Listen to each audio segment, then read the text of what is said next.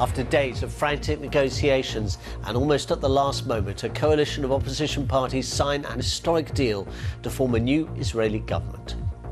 The deal likely means the end of Israeli Prime Minister Benjamin Netanyahu's 12 years in office. Mr. Netanyahu, is this your last week as Prime Minister? Will this be your last week as Prime Minister? Is that a wish or a question? The man appointed to help England's children catch up on missed lessons during the pandemic resigns after just 4 months, saying government funds fall far short of what is needed. And watching sport, the Olympic way in Japan, face mask, temperature checks and polite applause instead of cheering. That's what the Olympics could look like when they open in just 50 days' time.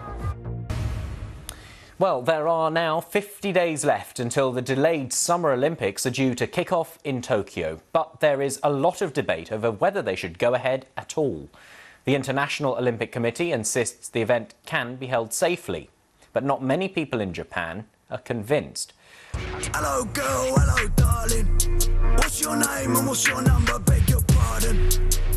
The granddads from South London who've become the latest stars of the rap world. It's all about rhyming. And being a Cockney, our rhyming slang is a big thing. So. And rhythm, it's about rhythm.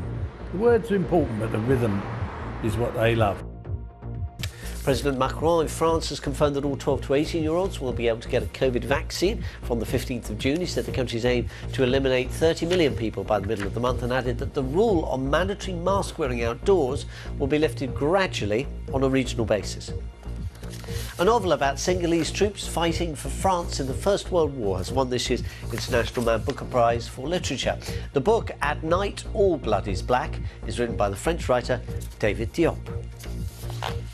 And details of celebrations to mark the Queen's Platinum Jubilee next June have been released by Buckingham Palace in London. There will be a 4-day public holiday weekend from Thursday, June the 2nd to Sunday, June the 5th. Events will include a pageant with 5,000 performers and a live concert at Buckingham Palace, marking the Queen's 70 years as head of state. Buckingham Palace has announced plans to celebrate the Queen's Platinum Jubilee, marking 70 years of her reign. The celebrations will take place during a 4-day bank holiday weekend next June and will feature a live concert at Buckingham Palace and a pageant with participants from across the Commonwealth. And the World Health Organization says there are staggering health needs in the occupied Palestinian territories following the recent conflict between Israel and the Hamas militant group. In a statement, the WHO said it was scaling up its efforts to help nearly 200,000 people. An Iranian Navy ship has caught fire and sunk near the entrance to the Gulf. The crew was safely evacuated. A statement from the Navy said that the fire started in one of the ship's systems. But analysts say that until there's a fuller explanation, there's bound to be speculation about whether what happened may have been the result of enemy action. Thousands of people have taken to the streets of Colombia's main cities to insist on their demands for less inequality and better public services.